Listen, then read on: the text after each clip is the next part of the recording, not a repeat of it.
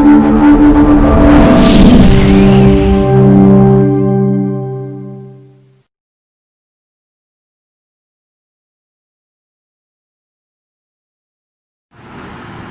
वालेकुम स्टूडेंट्स। आज आप लोगों को पता है हम चैप्टर नंबर 11 ऑर्गेनिक केमिस्ट्री पढ़ रहे थे 10th क्लास में। तो आज हम उसका लेक्चर नंबर 18 पढ़ना शुरू करेंगे। लेक्चर नंबर 18 का जो टॉपिक का नाम है वो है diversity and magnitude of organic compound.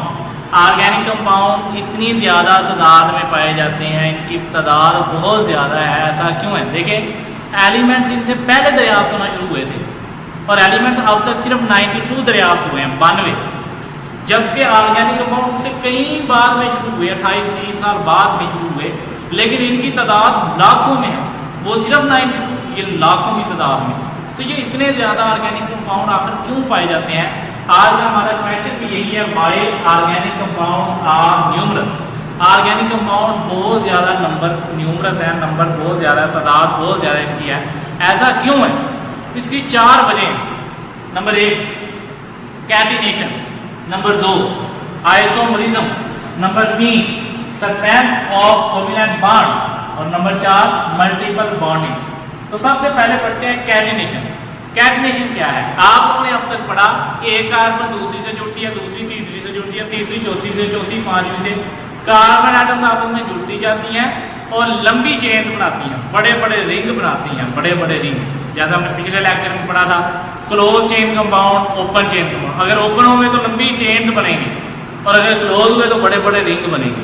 तो कार्बन में सिर्फ ये खसूसियत है, ये ताकत है, ये एबिलिटी है, ये काबिलियत है कि ये कार्बन क्या करती है, अपने जैसे दूसरे कार्बन के साथ मिलती जाती है और बड़े बड़े बड़े कंपाउंड बनाती है, बड़े बड़े लंबी लंबी चेन, बड़े बड़े रिंग्स बनाती है। इस अमल को कहते हैं कैटिनेशन। तो मैंने लिखा ability of carbon to form long chain and large rings. बड़े बड़े रिंग और बड़ी बड़ी लंबी लंबी चेन बनाने का अमल कैटिनेशन का लगता है। कंडीशन फॉर कैटिनेशन, कैटिनेशन के लिए शराइत, कौन सी शराइत होनी चाहिए? कोई एलिमेंट कैटिनेशन कब कर सकता है? जब उसकी 2 शराइत पूरी होती हैं। पहली, उसकी वैलेंसी 2 के बराबर होनी चाहिए या 2 से ज्यादा होनी चाहिए, तो वो कैटिनेशन कर सकता है। जिसकी वैलेंसी 1 हुई वो कैटिनेशन नहीं कर सकता। वैलेंसी 2 या 2 से ज्यादा होनी चाहिए। दूसरी condition, bond with own atom must be stronger. जो एटम कैटिनेशन करना चाहता है, अगर वो कैटिनेशन तब कर सकता है अगर उसके अपने एटम के साथ बॉन्ड बहुत ज्यादा स्ट्रॉन्ग हो और बाकियों के साथ कमजोर हो। खसूसी तौर पे ऑक्सीजन के साथ उसका बॉन्ड बहुत वीक होना चाहिए उसके मुकाबले। जैसे अगर कार्बन की बात करें तो कार्बन के साथ बॉन्ड स्ट्रॉन्ग होना चाहिए, बाकी कार्बन का हाइड्रोजन के साथ, ऑक्सीजन, नाइट्रोजन, सल्फर वगैरह के साथ उसका बॉन्ड वीक होना चाहिए। स्पेशली कार्बन का ऑक्सीजन के साथ बॉन्ड कमजोर होना चाहिए। तो अगला सवाल इसी के अंदर आता है, why carbon show catenation while silicon does not. Carbon क्यों कैटिनेशन करती है जबकि सिलिकॉन तो नहीं करता? इसकी वजह क्या है? इसकी पहली वजह हम इसकी कंडीशन चेक कर लेते हैं। हमें पता है कि कैटिनेशन के लिए 2 कंडीशन होनी चाहिए, एक वैलेंसी 2 या 2 से ज्यादा होनी चाहिए। कार्बन की वैलेंसी क्या है? 4, सिलिकॉन की क्या है? 4। तो इन दोनों को करनी चाहिए। पहली कंडीशन दोनों पे लगती है। दूसरी पे चलते हैं, bond with own atom must be stronger. अपने जैसे एटम के साथ बॉन्ड स्ट्रॉन्ग होना चाहिए और बाकियों के साथ कमजोर। चेक करते हैं, कार्बन के साथ बॉन्ड स्ट्रॉन्ग है लेकिन सिलिकॉन के साथ वीक है। इस मुकाबले में carbon oxygen weak, silicon oxygen strong. तो ये तो बात उल्ट हो गई। होना इसे स्ट्रॉन्ग चाहिए था, इसे वीक, तो ये वीक हो गया, ये स्ट्रॉन्ग, इसलिए सिलिकॉन कैटिनेशन नहीं कर सकता। उसकी वजह भी यहाँ लिखी हुई है कि कार्बन का बॉन्ड तोड़ने के लिए 354 किलो जूल पर मोल एनर्जी देनी पड़ती है, जबकि कार्बन ऑक्सीजन के लिए 351। तो इसका मतलब ये वाला बॉन्ड कमजोर है क्योंकि इसे कम एनर्जी देनी पड़ती है और ये बॉन्ड स्ट्रॉन्ग है, इसे ज्यादा एनर्जी देनी पड़ती है। इसी तरह सिलिकॉन बॉन्ड तोड़ने के लिए 200 किलो जूल पर मोल एनर्जी देनी पड़ती है, जबकि सिलिकॉन ऑक्सीजन का बॉन्ड तोड़ने के लिए 451 किलो जूल एनर्जी देनी पड़ती है। तो सिलिकॉन ऑक्सीजन वाला ज्यादा मजबूत है, ये कमजोर है। तो ये उल्ट हो गई बात। इसे स्ट्रॉन्ग होना चाहिए था, इसे भी उल्ट हो गया। इसलिए सिलिकॉन कैटिनेशन नहीं करता, कार्बन करती है। यहां तक हमने कैटिनेशन पढ़ा। कैटिनेशन में हम 3 बातें पढ़ी, उसकी डेफिनेशन, कंडीशन और कार्बन कैटिनेशन क्यों करती है जबकि सिलिकॉन नहीं करती है, ऐसी वजह, उसकी वजह पर। अब दूसरी वजह, आइसोमरिज्म। आइसोमरिज्म की वजह से ऑर्गेनिक कंपाउंड बहुत ज़्यादा तादाद में, देखिए एक एक कंपाउंड के कई कई आइसोमर्स हैं। जैसा कि हमारे सामने अगर ब्यूटेन देखें, इसमें 4 कार्बन है, इसके 2 आइसोमर्स होते हैं। एक में सारी कार्बन सीधी लाइन में लगी हुई, पिछला लेक्चर याद करें, स्ट्रेट चेन कंपाउंड सीधी लाइन में लगी हुई है, एन ब्यूटेन इसे कहेंगे, क्योंकि 4 कार्बन वाली का नाम ब्यूटेन होता है तो इसे एन ब्यूटेन कहेंगे। जबकि दूसरी का ब्यूटेन में देखें 3 कार्बन सीधे हैं, चौथी कार्बन दरमियान वाले के साथ नीचे या ऊपर लगी हुई हो, तो ये आइसोब्यूटेन बन गए। अब इन दोनों को देखें तो इनका मॉलिक्यूलर फार्मूला सेम है। कार्बन कितने 1 2 3 4, हाइड्रोजन कितने 3 2 5 2 7 3 10, 4 कार्बन 10 हाइड्रोजन। इधर देखते हैं 1 2 3 4 कार्बन, 3 1 4 3 7 7 3 10, 10 हाइड्रोजन, कार्बन 4 हाइड्रोजन 10। इसका भी मॉलिक्यूलर फार्मूला C4H10 है, इसका भी C4H10 है, लेकिन क्या है, स्ट्रक्चर डिफरेंट है। तो ऐसे कंपाउंड जिनका मॉलिक्यूलर फार्मूला सेम हो लेकिन स्ट्रक्चरल फार्मूला डिफरेंट हो, वो कहलाते हैं आइसोमर्स, और ये हमारा आइसोमरिज्म कहलाता है। इसी तरह अगर आप पेंटेन को देखें तो इसके आइसोमर्स 3 हैं।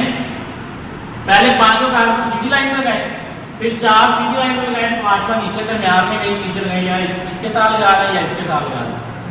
और तीसरा तरीका यह है कि एक कार्बन दरमियान में लगाए, उसके चारों तरफ कार्बन ही लगाए। अब इन तीनों के मॉलिक्यूलर फार्मूले देखें तो तीनों के सेम है C5H12, लेकिन स्ट्रक्चर तीनों के डिफरेंट है। तो ये तीनों एक दूसरे के आइसोमर हुए। तो ये भी एक वजह है आइसोमरिज्म, जिसकी वजह से ऑर्गेनिक कंपाउंड बहुत ज्यादा तादाद में पाए जाते हैं। अभी तक मैंने आपको 2 वजह बताई। पहली कैटिनेशन के कार्बन में ये खसूसियत है, ये लंबी लंबी चेन बड़े बड़े रिंग बनाती रहती है, इस वजह से ऑर्गेनिक कंपाउंड बहुत ज्यादा तादाद में है। दूसरी आइसोमर, यानी कि एक एक कंपाउंड के कई कई स्ट्रक्चर बन सकते हैं। जितने कार्बन एटम ज्यादा होते जाएंगे उतने उनके स्ट्रक्चर ज्यादा बनते जाएंगे, आइसोमर ज्यादा बनते जाएंगे। जैसे 4 कार्बन वाली के सिर्फ 2 आइसोमर्स हैं, 5 वाली के 3 हैं, 6 वाली के हो सकता है इससे भी ज्यादा हो। जिसमें 30 कार्बन होती है, जिस ऑर्गेनिक कंपाउंड में कम से कम 30 कार्बन हो, उसके 450 से ज्यादा आइसोमर्स बन सकते हैं। तो इसका मतलब ये हुआ कि एक एक कंपाउंड के 400 आइसोमर्स बन रहे हैं, तो ये तो फिर बहुत ज्यादा ऑर्गेनिक कंपाउंड तादाद में हुए ना। ये वजह भी है ऑर्गेनिक कंपाउंड ज्यादा तादाद में क्यों है। तीसरा, स्ट्रेंथ ऑफ कोवेलेंट बॉन्ड। अभी आपने पढ़ा कि कार्बन के साथ जो बॉन्ड है वो बहुत मजबूत होता है और ऑक्सीजन के साथ थोड़ा वीक। यानी अगर हम इनको भी देखें तो इनमें कोई इतना खास फर्क नहीं है, 354 351। तो ये भी तकरीबन स्ट्रॉन्ग ही है बॉन्ड, इतना वीक नहीं है। जब जैसे यहाँ पे देखें 400 कार्बन 200, इनमें इतना फर्क नहीं है। तो कार्बन के बॉन्ड बहुत ज्यादा मजबूत होते हैं। ये भी वजह है कि कार्बन जिसके साथ एक दफा बॉन्ड बना लेती है उसे छोड़ती नहीं है जल्दी आसानी से। तो ये भी वजह है कि कार्बन को जो एटम भी मिलता है ये उसके साथ स्ट्रॉन्ग बॉन्ड बना लेती है, जिसकी वजह से ऑर्गेनिक कंपाउंड बहुत ज्यादा तादाद में। चौथी और आखिरी बात, मल्टीपल बॉन्डिंग। जो कार्बन है वो मल्टीपल बॉन्ड बनाती है दूसरे एटम के साथ, सिंगल बॉन्ड भी बनाती है, डबल भी बनाती है, ट्रिपल भी। ये खासियत सिर्फ और सिर्फ कार्बन में कि ये सिंगल बॉन्ड भी बना सकती है, डबल भी बना सकती है, ट्रिपल भी बना सकती है। तो इस तरह भी ऑर्गेनिक कंपाउंड ज्यादा तादाद में, जैसे अगर 2 कार्बन के दरमियान सिंगल बॉन्ड हो तो हम इसका नाम पढ़ेंगे इथेन, ये एक अलग कंपाउंड है। अगर डबल बॉन्ड आ जाए तो कंपाउंड नया बन जाएगा इथीन, अगर ट्रिपल बॉन्ड आ जाए तो नया कंपाउंड इथाइन।